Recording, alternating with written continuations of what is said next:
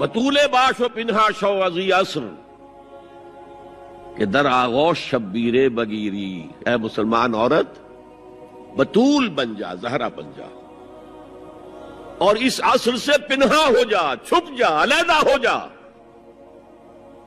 تاکہ تیرے آغوش میں حسین جیسا بچہ پیدا ہو۔ یہ پہلا ہے حجاب، سیگریگیشن آف سیکسز۔ میں نے ضیاء الحق صاحب سے کہا تھا، کیونکہ ان کی شورا میں شمولیت کی میں نے جو ہے دعوت قبول کر لی تھی، مشورہ دینا ہے۔ میں اپنے مسجد کے ممبر سے بھی مشورے بھی دیتا ہوں، تنقیدیں بھی کرتا ہوں۔ جیسے انگریزی کا محاورہ right from the horse's mouth, تو right into the horse's ears کچھ کہا جا سکے تو اچھی بات ہے۔ میں نے ان سے کہا آپ نے پی آئی اے کو ڈرائی کر دیا، شراب بند کر دی، اچھا کام کیا، بہت عمدہ کیا۔ دنیا تو یہی کہے گی نا کہ دقیانوسی ہیں، چلیے برداشت کریں، لیکن یہ ایئر ہوسٹسز جو جاتی ہیں کرو کے ساتھ اور دو دو ہفتے باہر رہتی ہیں، یہ کون سے اسلام کی روح سے جائز ہے؟ عورت محرم کے بغیر حج کو نہیں جا سکتی، محرم کے بغیر عمرے کے لیے نہیں جا سکتی، اور یہ قانون تھا پاکستان۔ میں نے کہا آپ عورت کو نہیں جانے دیتے حج کے لیے، حالانکہ وہ ادھیڑ عمر کی ہوتی ہیں، عموماً بوڑھی ہوتی ہیں۔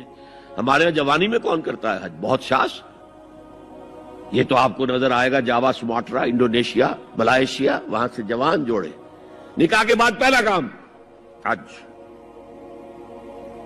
لیکن ہمارے ہاں تو بڈھے ٹھیرے گئے ہوئے ہوتے، اور پہلے زمانے میں تو ان کو رخصت کر دیتے تھے کہ بس رخصت ہی ہو جائیں گے، یہ اب واپس نہیں آئیں گے۔ اب تو میں نے کہا یہ کون سا اسلام ہے؟ خاموش، چپ۔ میں نے کہا یہ ناشتے کی ٹرے اور کھانے کی ٹرے مرد نہیں رکھ سکتے سامنے۔ میرے خلاف باقاعدہ خواتین نے جلوس نکالے پاکستان میں جب میں نے پردے کی بات کی۔ گورنر سندھ کی بیوی جو ہے اس نے لیڈ کیا جلوس کو۔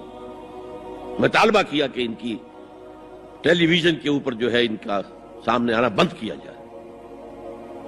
میں نے کہا ٹھیک ہے۔ بدا الاسلام غریبا ویسعود کما بدا فطوبی للغرباء۔ اسلام شروع ہوا تھا تو اسی حالت میں تھا کہ کوئی اس کو جانتا پہچانتا نہیں تھا، پھر جب اسلام غالب ہو گیا تو طاقتور کے تو سبھی دوست ہیں، سبھی پہچاننے والے، لیکن ان قریب اسلام پھر غریب ہو جائے گا۔ تو جو اسلام کی غربت کے ساتھ خود غریب ہو جائیں ان کے لیے مبارکباد۔ اسلام کا دامن نہ چھوڑے، چاہے انہیں کہا جائے کہ یہ تو بڑے ہی دقیانوسی لوگ ہیں، بڑے کٹر لوگ ہیں۔ میں نے اس زمانے میں چیلنج کیا تھا، مجھے بتاؤ کیا فرق واقع ہوتا ہے؟ آپ کہیں گے عورتوں کو اگر ہم گھر میں بٹھائیں تو ہماری اکانومی سفر کرے گی، آدھی ہماری جو ہے لیبر وہ کام نہیں کرے گی۔ میں نے کہا where there's a will there's a way۔ Cottage industry کا انتظام کرو، نمبر 1، گھروں میں بیٹھ کر کام کریں۔ دوسری جنگ عظیم کے دوران ایک بڑا علاقہ تھا دلی میں جس کا ہر گھر کارخانہ بنا ہوا تھا، کرخندار، یہ ایک قوم کا نام پڑ گیا، کرخندار۔ چھوٹی چھوٹی مشینیں لگی، کہیں بٹن بن رہے ہیں، کہیں بکسوئے بن رہے ہیں، کہیں نکریں سل رہی ہیں، کہیں پینٹیں سل رہی ہیں، کہیں جو ہے کرتے سل رہے ہیں، قمیضیں۔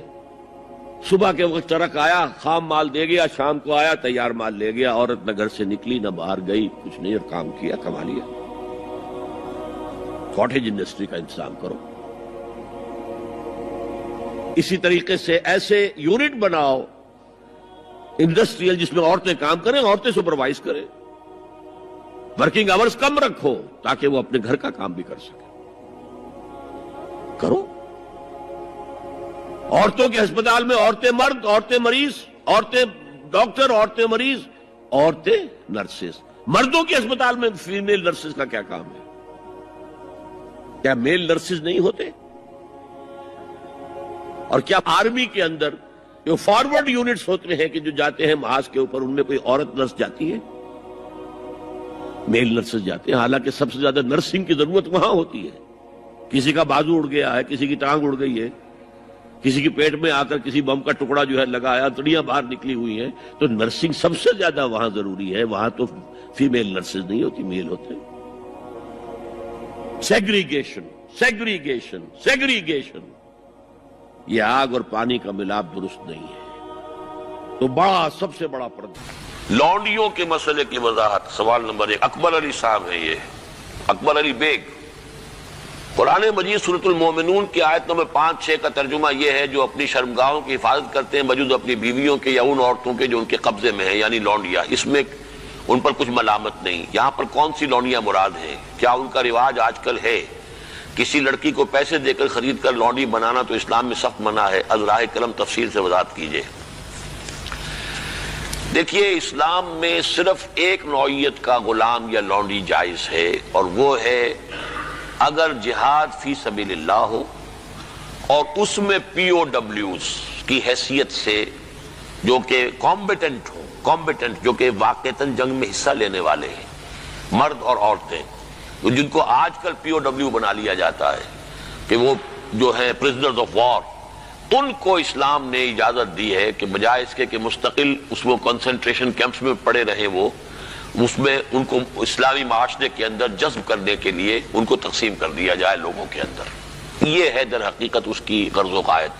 और वो भी ऐसा हो सकता है कि कहीं मुबादले के अंदर अगर शक्ल बेहतर बन सकती हो तो उसको भी इजाजत है। कहीं अगर ज़रे फिदिया लेकर छोड़ देने में कोई कबाहत ना हो तब भी इसकी इजाजत है। ये सूरह मोहम्मद सल्लल्लाहु अलैहि वसल्लम की आयत जो है उसके तहत हम पढ़ चुके हैं। लेकिन फर्ज कीजिए कोई शक्ल मुमकिन नहीं है, तो फिर क्या करें? उन्हें कंसंट्रेशन कैंप्स के अंदर रखें।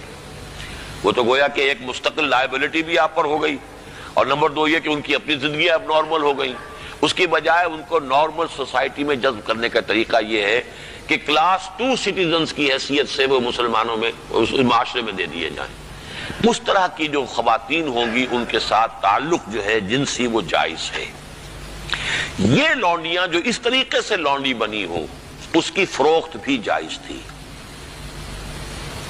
किसी आजाद मर्द या औरत को पकड़कर लौंडी या गुलाम बना लेना हराम मुतलक है। यानी जो किया था इन्होंने अमेरिकन ने कि अफ्रीका से पकड़ कर लोगों को जो है वो जाल डाला और आदमी को लिया और लेकर ले गए और जंजीरों में जकड़ कर अमेरिका में ले गए और फिर उन्हें गुलाम बनाकर रखा। ये हराम मुतलक है। इस्लाम की तारीख इस नौ के किसी भी गलत हरकत से बिल्कुल पाक है, खाली है, सिर्फ जंग के अंदर। और उसका भी मैंने आपको बता दिया कि ये सारे अगर उसमें ऑप्शंस नहीं है तो फिर ये कि आप उन्हें गुलाम बना सकते हैं और उनकी फिर फरोख्त भी हो सकती है। ये है जो मेरे इल्म में है। बाकी किसी को खामखा आपने खरीद लिया और किसी को पकड़कर किसी आजाद किसी मर्द या औरत को और जबरदस्ती ले जाकर के भेजा, ये तो बिल्कुल हराम मुतलक है, बहुत बड़ा जुर्म है। ये ज़िमनी सवाल एक साहब ने कर दिया है कि निकाह उन लौंडियों से भी करना होगा। नहीं, निकाह लाजमी नहीं है लौंडियों के साथ। निकाह तो कर लिया तो फिर तो ज़ौजा हो गई, वो अलग कैटेगरी कहाँ रही। लेकिन तरगीब दी गई है कि अगर आप किसी लौंडी को, अपनी आपकी वो लौंडी थी, वो थी POW के तरीके से आई थी, कनीज थी, आपने उसे आजाद किया, उससे निकाह कर लिया, बहुत बड़ा नेकी का काम है। तो इमेंसिपेशन जो थी गुलामों की और कनीजों की आजादी के लिए रास्ता अल्लाह ताला ने ये पैदा किया कि बहुत से गुनाह ऐसे हैं कि जिनका कफारा ये रख दिया गया, गुलाम आजाद करो, गुलाम आजाद करो। और इसी तरीके से इसको बहुत बड़ा नेकी का काम करार दिया गया। फक्को रक़बतिन, गर्दनों का छुड़ा देना, आजाद कर देना, ये बहुत बड़ी नेकी है। तो इस हवाले से उसका मामला। इसी तरीके से किसी लौंडी के यहां से औलाद अगर हो गई तो अब वो उम्मे वलद हो गई, अब वो लौंडी नहीं रही, उम्मे वलद हो गई, उसे फरोख्त आप नहीं कर सकते, वो आप ही के यहां रहेगी। लेकिन ये कि वो आपका उसका दर्जा जो है आम कनीज से वो बढ़ जाता है। ये तफसीली कवानीन है। उसूली सवाल जहां तक था उसके हद तक मैंने अर्ज कर दिया है कि इस्लाम में ये रास्ता अब भी खुला है और इसकी हिकमत क्या है इस पर मैं भी बहुत गौर करता रहा। इसलिए कि बज़ाहिर तो आम खास तौर पर आजकल के हालात में ये चीज जो है ज़हन इंसान का इसको कबूल नहीं करने को तैयार होता कि इस तरह का मामला भी होना चाहिए। लेकिन मैं ये समझता हूं कि वो जो जिहाद फी सबीलिल्लाह आखिरी दौर में होने वाले हैं, जिनमें कि हजरत महदी और हजरत ईसा अलैहिस्सलाम का मामला भी होगा, उसमें मैं समझता हूं यकीनन कोई ऐसे मराहिल आएंगे कि जहां इस इंस्टीट्यूशन को इन्वोक करने की जरूरत पेश आएगी। इसके लिए कि इसका रास्ता शरीयत के अंदर बाकी रखा गया, खुला रखा गया, अगरचे उसके बड़ी पाबंदियां लगा दी गई। ये भी है कि गुलाम को वही खिलाओ जो खुद खाते हो, वही पहनाओ जो खुद पहनते हो। काम का भी बोझ उस पर इतना ज्यादा न डालो कि जिसका बहुत मुशक्कत वाला हो जाए। कोई बहुत सख्त काम है तो तुम खुद भी उसके अंदर शरीक हो जाओ उसके साथ। ये सारी चीजें हैं ان کے ساتھ نیک سلوک کرنا، اچھا سلوک کرنا. اسی کا نتیجہ یہ ہے کہ عالم اسلام میں ایک دور ایسا آیا کہ مشرق و مغرب میں سب سے بڑی حکومتیں جو تھی وہ غلاموں کی تھی.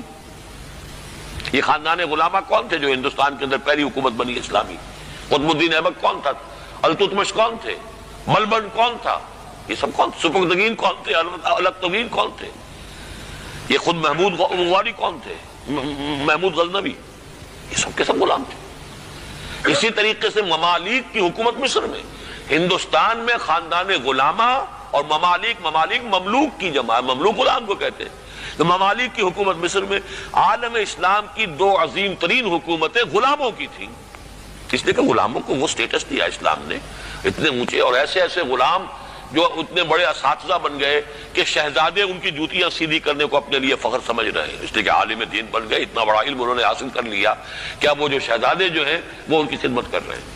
تو اسلام نے اس کے لیے بڑا حکیمانہ انداز اختیار کیا ہے. ایک یہ کہ پہلے ان کو بڑے نیچرل انداز میں معاشرے کے اندر جذب کر دیا جائے، بجائے اس کے کہ اب نارملی وہ کنسنٹریشن کیمپ کے اندر پڑے ہوں اور سڑ رہے ہوں، وہاں پر ان کی زندگی نہ زندوں کی ہے نہ مردوں کی ہے. اس کی بجائے یہ شکل اختیار کر لی گئی، ان کے ساتھ حسن سلوک کی ترغیب دی گئی، ایمنسیپیشن کے راستے کھول دیے گئے. باقی اس انسٹیٹیوشن کو بالکل ختم اس لیے نہیں کیا گیا میرے نزدیک واللہ عالم کہ اس انسٹیٹیوشن کو انووک کرنے کی ضرورت پیش آئے گی آخری دور کی جنگوں میں. واللہ عالم کہ ایمان دل میں آ گیا تو ایک کشاکش اندر شروع ہو جائے گی. میں اگر فرائیڈ کی اصطلاح استعمال کروں تو ایگو اور اڈ یا لبیڈو میں تصادم ہوگا. آپ کے نفس کی خواہش کچھ اور ہے، ایمان کہتا ہے غلط. کشاکش ہوگی کہ نہیں؟ یہ اندرونی جہاد ہے اپنے نفس کے خلاف. جیسے فرعون نے کہا تھا الیس لی ملک مصر وہذہ الانہار تجری من تحتی، کیا میں بادشاہ نہیں ہوں مصر کا؟ مصر کی حکومت میری نہیں ہے؟ اور کیا یہ ساری نہریں جو ہے میرے نظام کے تحت نہیں چل رہی؟ اسی طرح برا نہ مانیے، ہمارا نفس کہتا ہے یہ جسم میرا ہے، میری ملکیت ہے، اٹس مائی ڈومین، میری خواہش پوری کرنی ہوگی. جیسے اس نے کہا میں نہیں جانتا کوئی خدا ہے میرے سوا اور میرے اوپر، میں نہیں مانتا. نفس بھی کہتا میں نہیں ماننے کو تیار، کیا حلال ہے کیا حرام ہے، کیا جائز ہے کیا ناجائز، میری خواہش پوری کرو.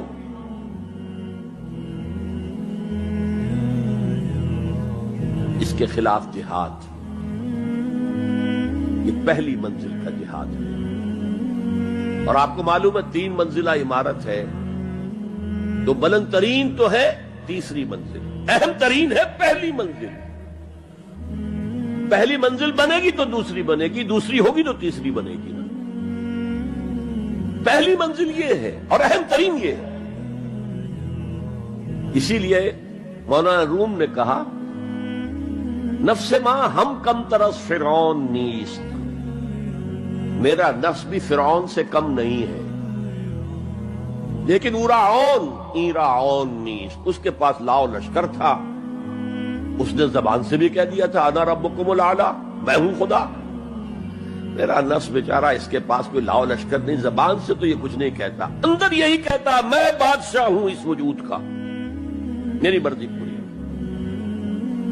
اسٹرگل اگینسٹ دس بیسر سیلف، ایک سیلف ہے اونچی سیلف، خودی، انا، ایگو، اور ایک ہے یہ بیسر سیلف، یہ ہماری جبلتیں جو اندھی بہری ہیں، جو حلال اور حرام سے انہیں کوئی غرض نہیں، ان کے خلاف جہاد کرنا.